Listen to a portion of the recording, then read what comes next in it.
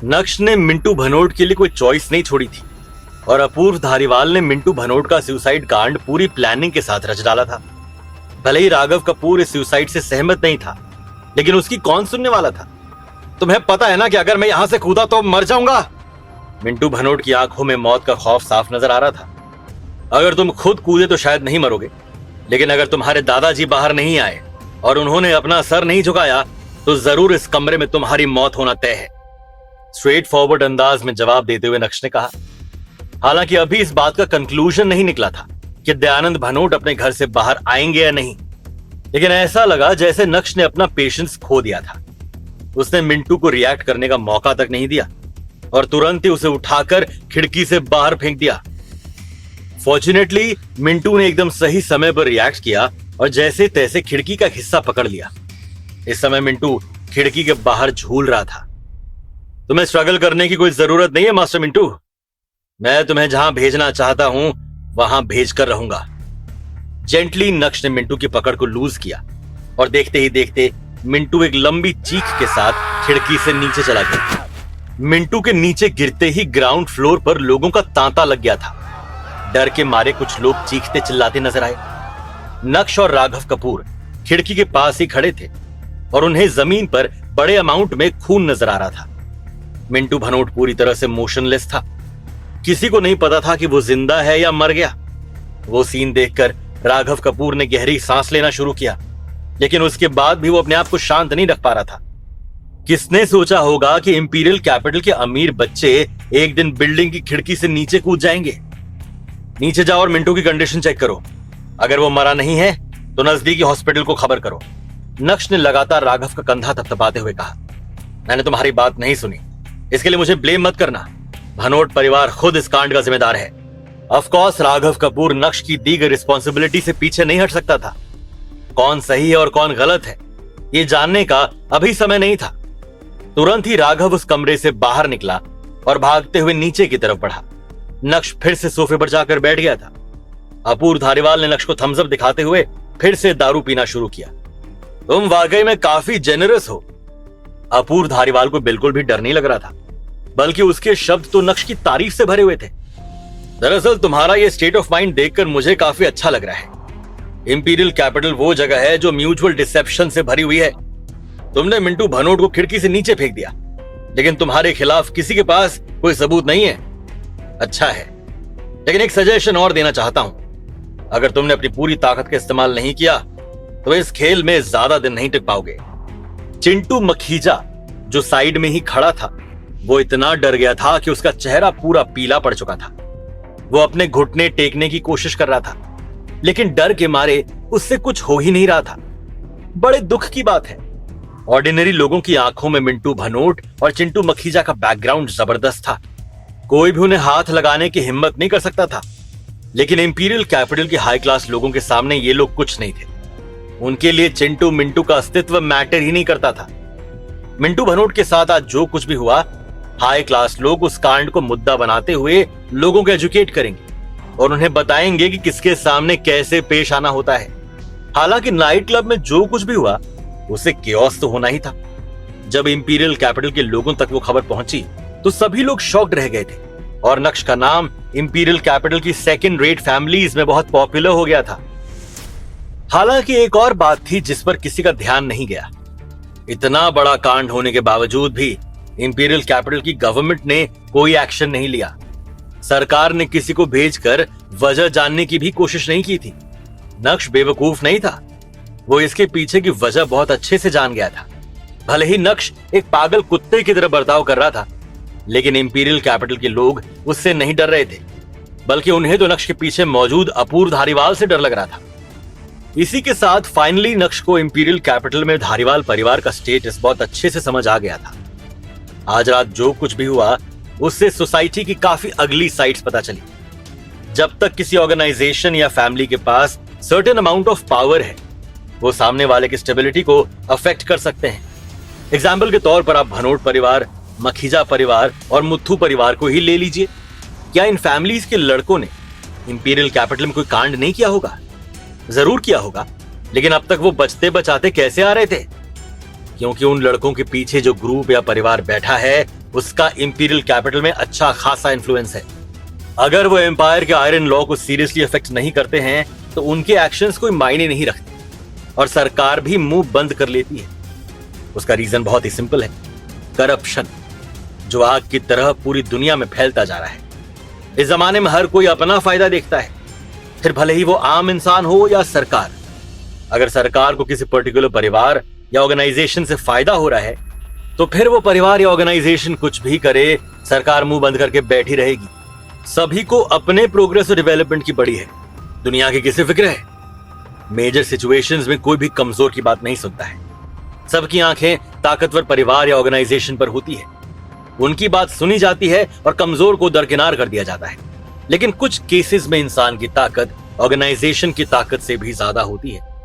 इतिहास गवाह है और हमने ऐसे बहुत एग्जाम्पल्स देखे हैं। आपको पुराने घातक राजा याद ही होंगे, कैसे उन्होंने पूरी दुनिया को हिला के रख दिया था। फैसला लेने में निपुण और हमला करने में सबसे आगे। घातक राजाओं ने कमजोर लोगों को और कमजोर ऑर्गेनाइजेशंस को अपने सामने टिकने नहीं दिया था। कितने ही पावरफुल ऑर्गेनाइजेशंस ने उसे हराने या नीचे गिराने की कोशिश की, लेकिन कोई भी कामयाब नहीं हो पाया था। यहां बात सिर्फ इंडिविजुअल पावर्स की हो रही है। इसी तरह दुनिया में ऐसा एक और जनरल था जिसने सोल्जर्स को पहले सरेंडर करने के लिए कहा और उसके बाद 400 सोल्जर्स को मार डाला। हिस्ट्री में लोग उसी पावरफुल राजा को याद रखेंगे। वीक नेशंस या कमजोर लोगों की तरफ कौन ध्यान देता है? इस पॉइंट पर नजर डालते हुए अगर हम फिर से अपनी कहानी में चलें तो इंपीरियल कैपिटल के हायर अप्स में धारीवाल परिवार का बोलबाला है। भनोट परिवार, मखीजा परिवार और मुथ्थू परिवार उनके सामने क्या है? कुछ नहीं, कोई कुछ नहीं सुनने वाला। तभी तो अपूर्व धारीवाल शुरू से इतना कॉन्फिडेंट था और नक्श को मिंटू भनोट को नीचे फेंकने के लिए उकसा रहा था। हालांकि चिंटू मखीजा एक आखिरी इंसान बचा था। नक्श की मार को अगर साइड में रखें तो इस समय उसे अपनी किस्मत से ज्यादा डर लग रहा था। मिंटू भनोट का एग्जाम्पल उसकी आंखों के सामने था। नक्श वो इंसान है जो किसी के नहीं सुनने वाला। ऐसे में चिंटू का सर चकराने लगा था। वो बस ये उम्मीद कर रहा था कि उसके परिवार की तरफ से किसी का कॉल ना आए और अगर आए तो वो माफी से ही शुरुआत करे। जल्द ही नक्श का फोन फिर से बजा। हालांकि इस बार कॉल किसी अननोन नंबर से नहीं बल्कि नोन नंबर से था। वो कॉल मिस्टर बलदेव कपूर का था और स्क्रीन पर उनका नाम देखकर नक्श थोड़ा चौंक गया था। थोड़ी देर सोचने के बाद फाइनली नक्श ने उनका कॉल उठाया और कहा, मिस्टर कपूर, इतनी रात हो गई है, क्या आपको किसी चीज की जरूरत है? मुझे लगा था तुम मेरा फोन नहीं उठाओगे। बलदेव कपूर का मूड कुछ ज्यादा ही अच्छा नजर आ रहा था। यह कैसे हो सकता है? लेकिन हाँ, इतनी रात को अचानक से आपका कॉल आना ये मेरे लिए थोड़ा सरप्राइजिंग है, लेकिन मेरे दिल में आपके लिए बहुत इज्जत है। आपके कॉल को कभी नजरअंदाज नहीं किया जा सकता। फेक स्माइल के साथ नक्श ने कहा। हालांकि अंदर ही अंदर वो बहुत खुश था। उसने बलदेव कपूर को मक्खन लगाने का काम बखूबी से निभाया था।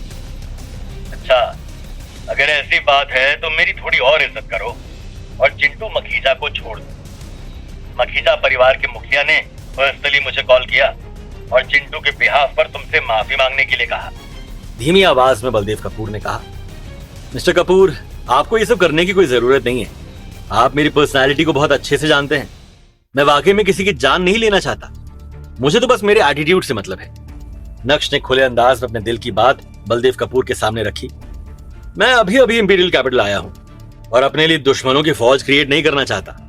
लेकिन हाँ, जिन लोगों को जिंदगी और मौत के बीच का फर्क नहीं पता है, अगर वो मुझे प्रोवोक ना करें तो ये उनके लिए ही अच्छा होगा।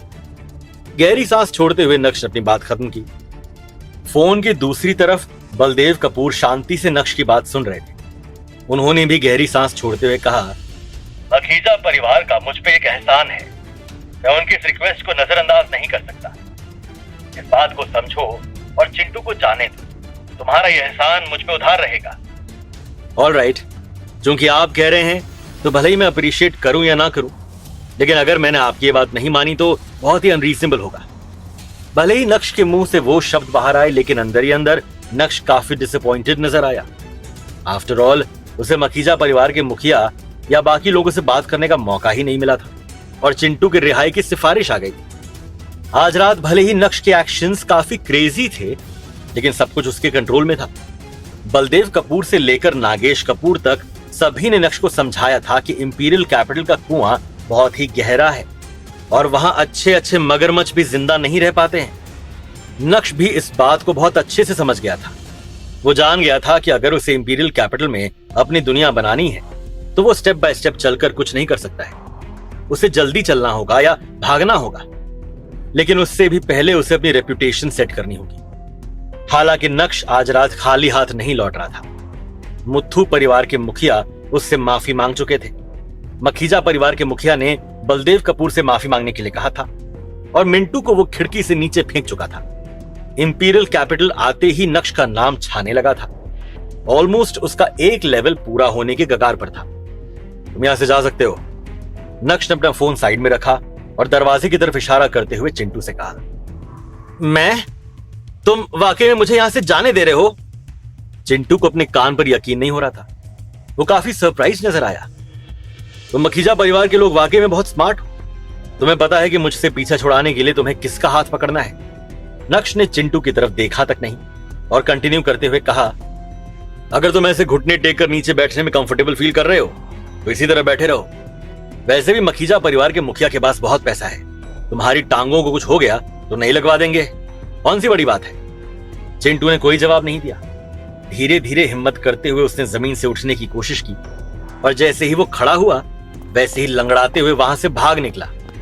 जब अपूर्व धारीवाल ने देखा कि मैटर ऑलमोस्ट सेटल हो गया है तो उसने भी वहां से जाने का फैसला किया। एक ही सांस में अपना पैक गटकने के बाद उसने ग्लास को टेबल पर रखा और उसके कदम दरवाजे की तरफ बढ़ने लगे। लेकिन कुछ कदम चलने के बाद वो एकाएक रुका और उसने पीछे मुड़कर नक्श की तरफ देखा। आज रात इंपीरियल कैपिटल में तुमने अपना नाम बना लिया है, लेकिन मुझे यकीन है कि मेरे कजन भाई को भी इस खबर की जानकारी मिल गई होगी। उसके साथ तुम्हारा रिश्ता वैसे ही अच्छा नहीं है और फ्यूचर में वो इंपीरियल कैपिटल में तुम्हें आगे बढ़ने से रोकने वाला है। इसलिए मेरे सजेशन पर ध्यान देना और उस पर काम करना।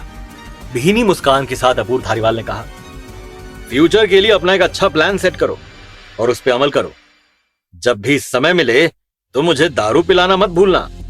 यह बोलने के बाद अपूर्व ने नक्श के रिएक्शन का इंतजार नहीं किया और तुरंत ही वहां से निकल गया। क्या भनोट परिवार नक्श से बदला लेगा? क्या नक्श इस गहरे कुएं में फंसने वाला है या फिर उसे बाहर निकालने के लिए अपूर्व धारीवाल हमेशा मौजूद रहने वाला है?